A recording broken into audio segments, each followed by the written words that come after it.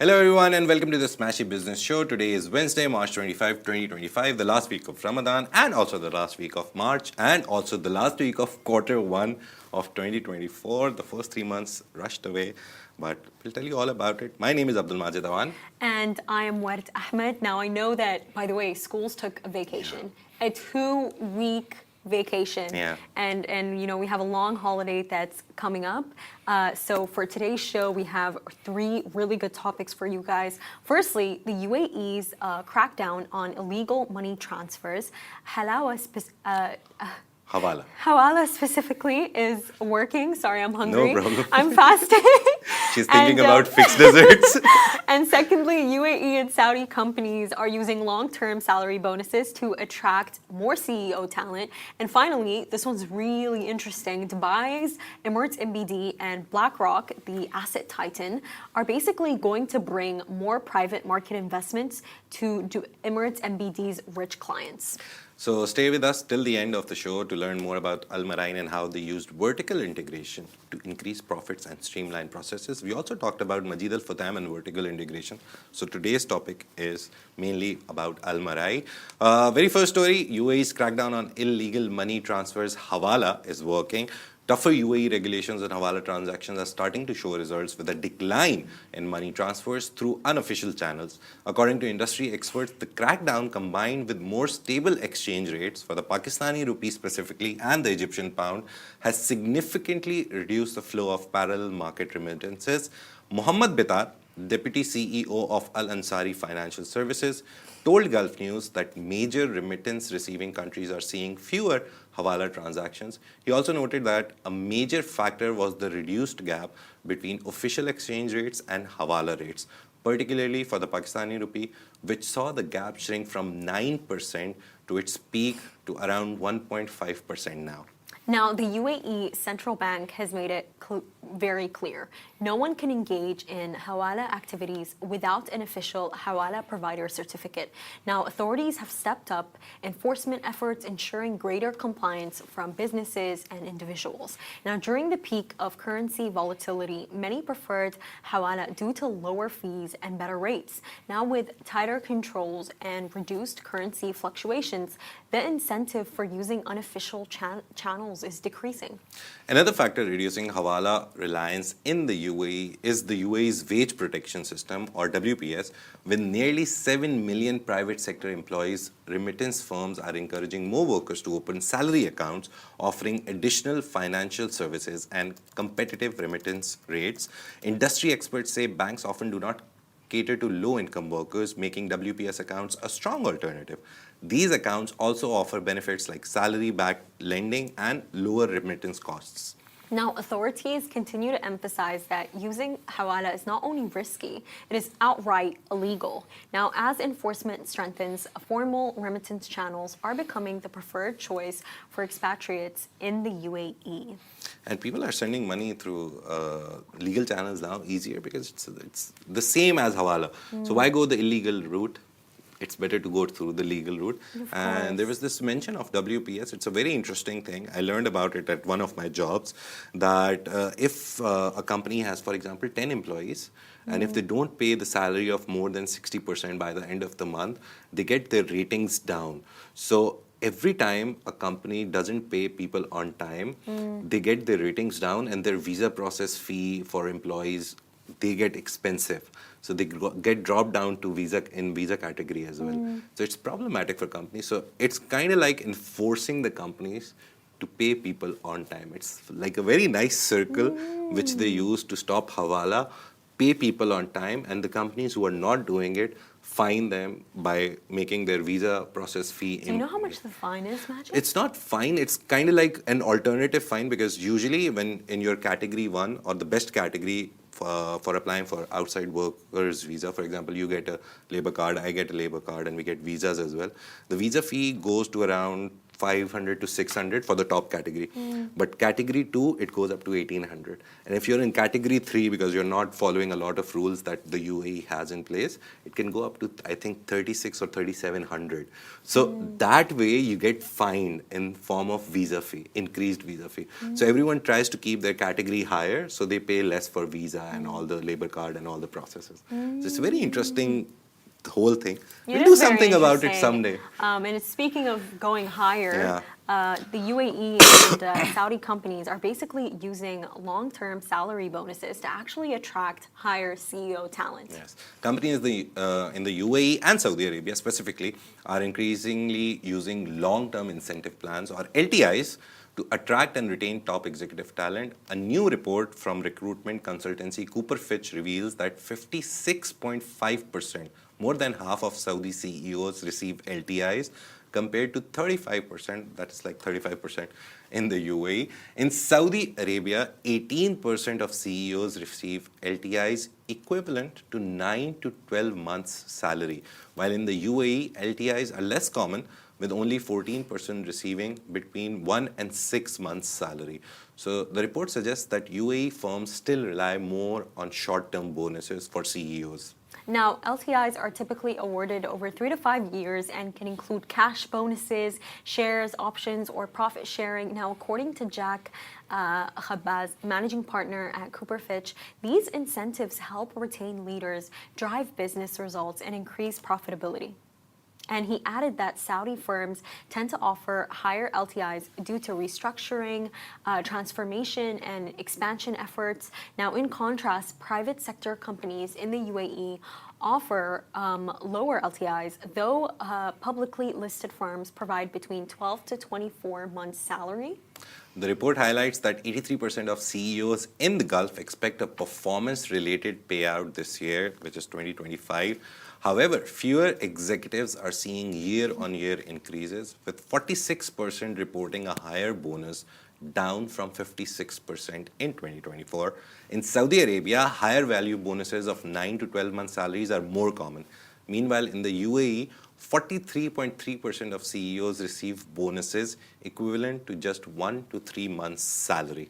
Now, recruitment and retention of top executives remain key challenges alongside geopolitical and economic pressures. Now, the report also shows a trend of UAE firms hiring externally for leadership roles, while Saudi companies are more likely to promote internal candidates, especially chief operating officers. What do you think about that, Majid? What do you think about hiring internally? Like when there's a role to fill, do you think a company should look for, someone external? So someone from the outside, just get someone completely new in, train them? Or do you think it should be someone internally from the actual company?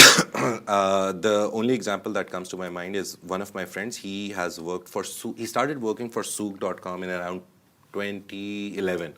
And when Souk got acquired in Amazon, like one of the top companies in the world, Bezos is like the second richest person or third richest person in the world, that company promoted all the Souk employees to higher positions.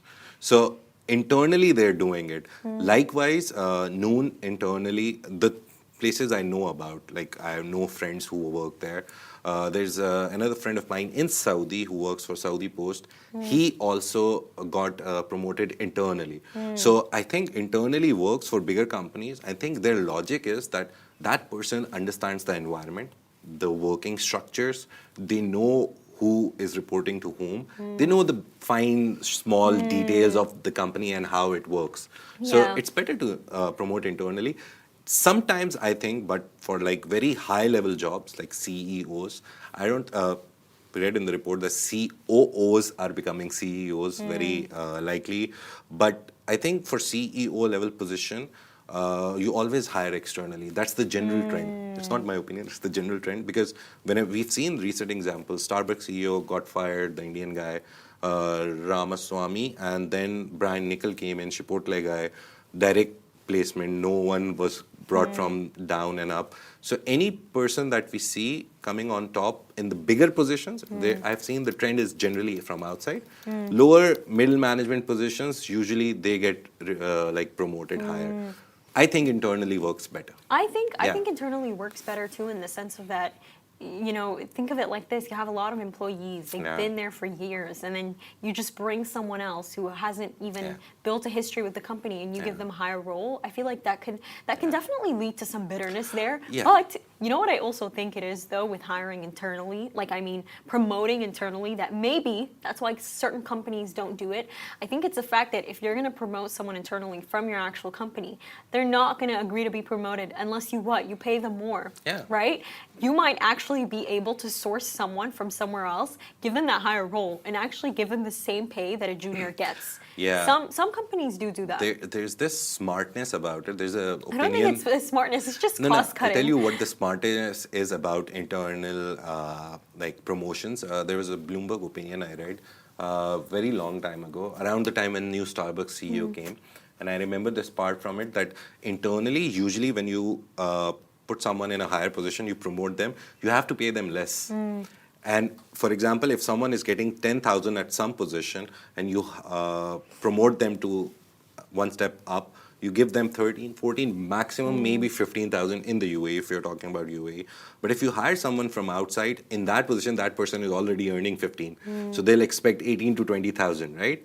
And whoever you hire after them to replace that middle management or smaller position, that person will come at 10. So somehow you save 2 to 3,000 in this process. But your point is right, that there is bitterness when you hire externally, because that person, whenever someone joins a new company, it's like a start from zero, because you understand the company environment, the company structures, the company hierarchy. You have to understand literally everything. Of course, and it's like... And during that teaching process, your juniors are like, why are we teaching this guy? This guy is supposed to manage everything. Exactly. So for that period, there is this animosity, I think, Probably. or you can say competitive infighting happening, that, oh, I should have been promoted. Majid, you know what's also actually really interesting, just like on the topics of CEO, and specifically in Saudi Arabia, is that last year, I remember we covered this topic about how the CEO of the NEOM project, now worth $9 trillion, I believe his name was Nazmi Al Nasser. So basically, he stepped down, and actually the new person that they brought in, his name is Iman Al Mudaffar, and he was named as the NEOM's acting CEO. And you know where he actually came from? Internal hiring, I remember. He was the head of Saudi Arabia's Public Investment Fund, local real estate division since 2018. While that isn't I would not call that exactly internal. He wasn't a part of the NEOM team, but they definitely know each other. They definitely... No, he was part of internal team, because NEOM is 100% PIF's project, and PIF, he was handling the real estate division under which NEOM comes. So PIF, yesterday we talked about it, they're like a conglomerate, or like a big spread of like 100 plus companies, and real estate division is like a division they made for all the companies which come under real estate. So he used to head that, and very interestingly, they promoted him, but they still haven't made him the CEO. He's still the acting CEO, and they're looking for a person who can come in. So this was a very nice mix, right? You know what, honestly, there are two things that are popping up in my mind right now. It's either they feel like, this is a really big project, because we've seen it. It's now worth $9 trillion to build, and they're just trying to tread carefully, and they're just trying to test him out. Or it could be the fact that he's like, you know what, this is a $9 trillion project that Crown Prince Mohammed bin Salman really wants to see become such a success. I do not want to take responsibility for this. It can either be both of those perspectives. It's a very big responsibility. You're 100% right that even with Nazmi Al Nasser, I remember when the story broke, everyone was saying that he under-delivered on a lot of things, and apparently the Crown Prince was not happy with his performance, and that is why he stepped down. That's a lot of pressure. Yeah, when you come on as the CEO, whoever comes on, and if the acting one becomes the CEO, you have to realize you carry the burden or the expectations of a whole nation and a whole region as well. Because everyone from the West, from outside of Middle East or outside of Saudi Arabia, wants this to fail. It's not even expects this to fail. They're looking at it. They want it to fail. And then you have to deliver everything. So it's going to be very difficult. Like Majid, they're coming up with like a billion excuses. I remember I read this term, sports washing. Sports washing, there's greenwashing. Yeah, basically they come up with these, basically what they're saying is that Saudi Arabia's coming up with these elaborate plans just so they could hide some sort of injustice that's going on, when that's not the case at all. It's just a country that's developing and that is bringing more to its market. Remember the video that we put up of Crown Prince Mohammed bin Salman, His Royal Highness, that let them call it whatever they want. If they want to call it sports washing, and if that specific thing adds 1% or 1.5% to my GDP, I don't care.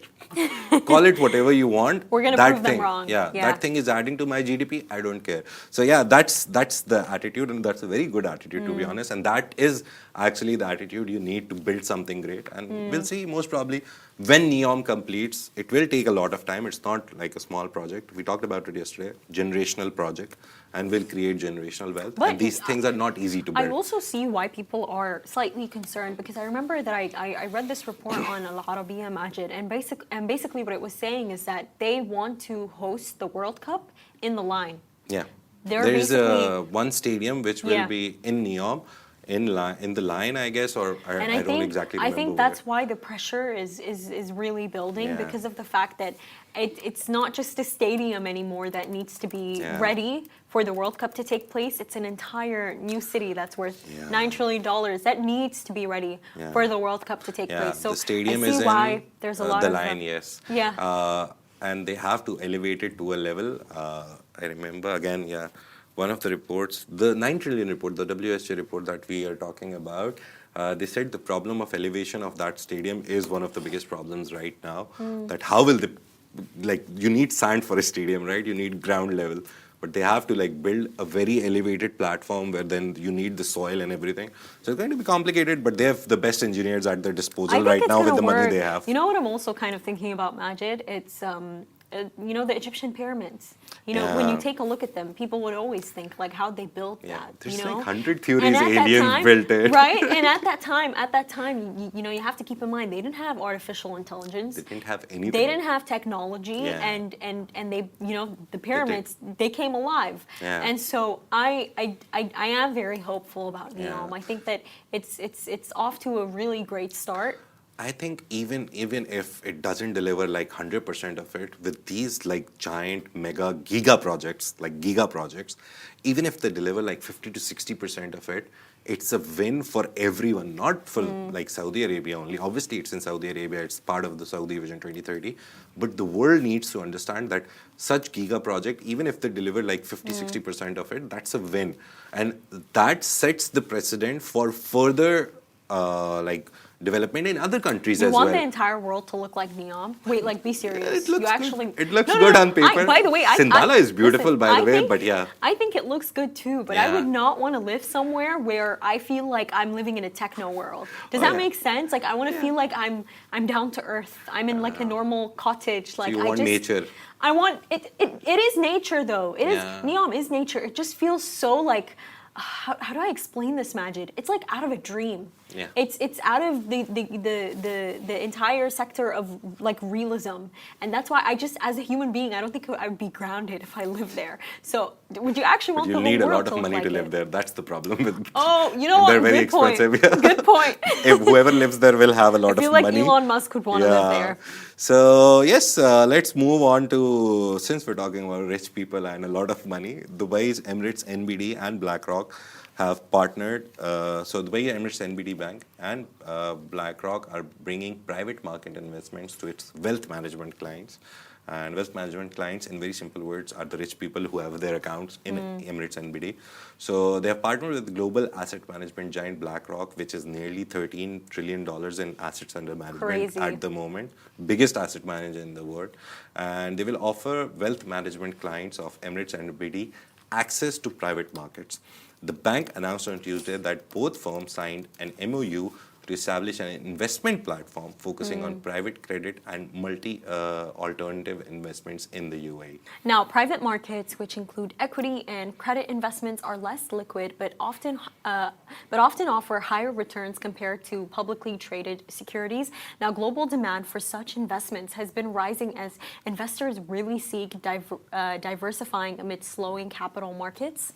And BlackRock, the world's largest asset manager, has been expanding its private market offerings, investing around $28 billion in 2024 to strengthen its presence in this space. Now, through this partnership, Emirates NBD asset management clients will gain access to BlackRock's alternative investment platform, which currently manages over $450 billion in assets. Now, this move reflects a growing trend among investors in the UAE to explore alternative asset classes for better returns. And very simple words, the rich people, they use their money to invest somewhere and get return on their money. But now they have more options because BlackRock will help them invest in private markets as well. The only complicated part in this is that what is private markets? The private market is apart from stock markets. They are alternate investments. Alternate meaning they're not the conventional system of investing where you get like something out of if the stock goes up or down. The problem with private market investment is the higher the risk, the better the profit. So they're not liquid. You can't sell them very easily like you can just sell stocks when you're doing stocks on the stock market. But you can't sell private investment very easily. So they're not liquid very easily, but they give you a higher return. So that is why people want more money out of their money. You know what I'm also seeing this as, though? Because just last year, we saw how BlackRock officially acquired a license in Abu Dhabi to open its headquarters there for the first time in the UAE. And now it's here partnering with Emirates NBD. I really just see this as BlackRock expanding their footprint. You know, they didn't wait. They're already jumping into it. And it's crazy how, like, just last week, the CEO of BlackRock, Larry Fink, was meeting with His Highness Sheikh Tahnoon in Washington. So you really have to wonder what more is BlackRock going to do in the UAE? In the UAE and across the region, they already have an office in DIFC, by the way. So Abu Dhabi is the first entry for them.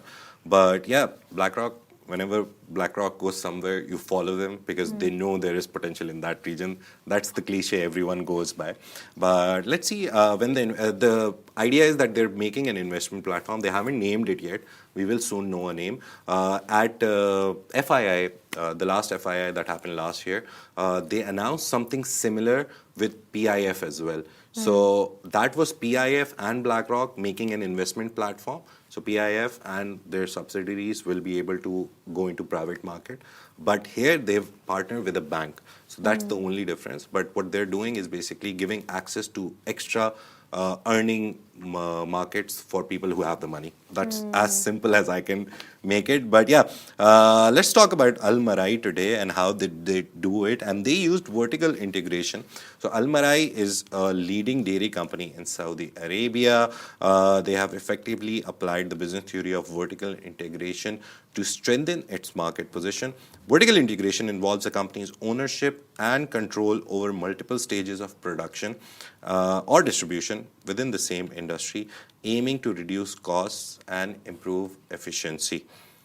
Founded in 1977, Almarai initially operated with a decentralized structure relying on multiple small dairy farms and processing plants across Saudi Arabia. Now, recognizing inefficiencies in this model, the company restructured in the early 1990s, consolidating its operations into a centralized system. Now, this transformation involved replacing 5 decentralized processing plants with a central processing facility and consolidating 10 small dairy farms into 4 large-scale farms located in Al Kharj. And by integrating various stages of its supply chain, from raw milk production to processing and distribution, Almarai gained greater control over product quality and supply consistency. This strategic move reduced operational redundancies and enhanced efficiency, enabling the company to meet growing consumer demand more effectively. The vertical integration approach has been pivotal in Almarai's evolution into a dominant player in the Middle Eastern dairy industry. You go to any shop in the UAE, in Saudi, wherever, you will always find Almarai products. Imagine, if you actually go on their website, they have 195,000 cows. 195,000 cows, and I think for me, Almarai, it's such a good, sweet story because of the fact that it was a Saudi prince recognizing Yeah, that, you told me okay, that, right? yeah, it was a Saudi prince recognizing that, Yeah. okay, we can't keep relying on receiving imports from the outside to get our daily necessities. We need to have our own market. Yeah. So what they did is they actually set the precedent for, Arab countries, trading these goods with each other. And Yeah. it's, I remember when I was a kid, I'd always take the Almarai box and I would look behind it and it says Saudi. And I would see that similarly Yeah. in a lot of products, by the way, in Union Corporation. Jamaiya. We call it Jamaiya. A lot of them that I just pick up, like milk products, it says Saudi Arabia. So, and I think it's even more interesting than that because I remember there was this one time, Majid, we covered a story and it was about how Saudi Arabia is like building this, it was like this city, this harvest city where they're basically trying to like just produce basically the best meat, best milk in the world. Remember that story? And I just, We took it from AGBI. It was a very nice story. I remember it's poultry and all these things combined, and they're trying to build a whole city. The idea is that they don't want to go out again. So they want more cows, I guess, and more chicken and more eggs locally. And for me, with the entire story, it resonates in the sense of I have never seen a nation which has diversified as well as Saudi Arabia has, because we're seeing that it's not just in the food industry. We're also seeing that it's in the sports industry. It's also in the car industry. Like just like yesterday, it was announced that Tesla it's officially launching in Saudi Arabia on April 10th. And so in every single industry, they're either dominating or they're just trying to dominate completely at some point in time. The thing is, Saudi Arabia understood and is understanding and will keep understanding this fact that locally producing everything that they need is the name of the game for them. The more they export stuff from outside, the more UAE exports, the more the whole Middle East, whichever things we export from outside, the prices are up. So at the consumer level, exporting is not good as well, because whatever you buy as an export has some tax, something on it, and the price is up. But the original actual price of that thing is not that much.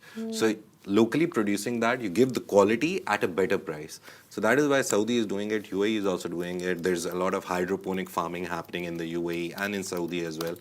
We do a lot of story about this guy, Better Harvest something.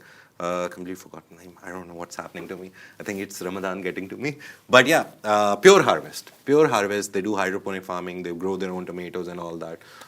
So yeah, these companies, they're setting up in this region because they understand that this region needs their own production. They don't need to export literally everything. So yeah, good move.